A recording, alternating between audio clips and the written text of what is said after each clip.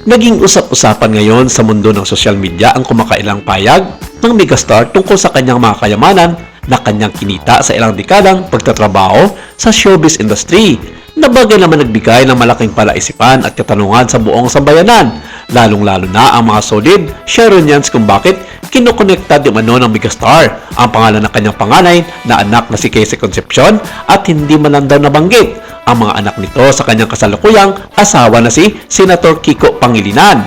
Ang tanong ng mga nakararami, ito na ba daw ang tinatawag na early retirement at gumawa ng kanyang sarili last will and testament para sa sinasabi niyang kayamanan niya na tinatamasa sa kasalukuyan? Bakit ganun na lamang ang mga desisyon ni megastar tungkol sa kanyang mga ari-arian at ano ang matibay na koneksyon niya sa kanyang panganay na anak sa una nitong asawang si Gabby Concepcion?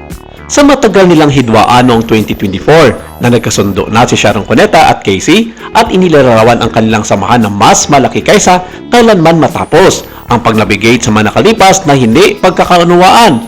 Bagamat dati silang naharap sa mga panahon ng pagiging hiwalay at nagkaroon ng hindi pagkakasundo, inayos nila ang kanilang relasyon sa huling bahagi ng 2025. At sinabi pa ito ni Sharon na lubos niyang pinagkakatiwalaan si Casey sa lahat-lahat na hindi naman na-mention ang kanyang mga anak kay Senator Kiko na sina Kaki, Miel at ang kanilang ampon na si Miguel Pangilinan.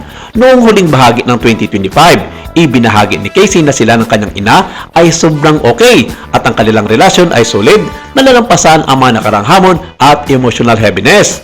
Nauna nang inamin ni Sharon na hiwalay na sila. Dati ring in-unfollow ni Casey ang kanyang stepfather na si Kiko Pangilinan at ang half-sister na si Frankie sa Instagram noong 2023. Bagamat nanatili ang focus sa pag-aayos ng mga usapin sa kanilang pamilya.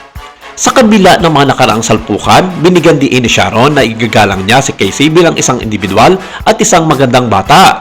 Ang pagbati ni Casey sa publiko para sa ika-60th birthday ng inang si Sharon at gumawa na rin siya ng isang special na kwentas para sa kanyang ina. Nagpayag si Casey ng pagnanais sa magkaroon ng kapayapaan at mas matibay na samahan sa kanyang ina. Madalas na ibinabahagi nila na nalampasan nila ang mga ups and downs. Dito na rin pumasok kung bakit na lamang ang nasa isip ngayon ng megastar na kailanman ay nanatiling numero 1 sa kanyang puso ang kanyang anak na si Casey Concepcion kahit gaano pa baliktarin ng iba ang kanilang koneksyon sa isa't isa. Sa ngayon, wala pa naging payag si Casey tungkol sa pagsasapubliko na ito ni Sharon ng kanyang kayamanan at ang tanong ngayon ng mga fans, gaano nga ba daw ito kalaki para sa kanyang anak na si Casey?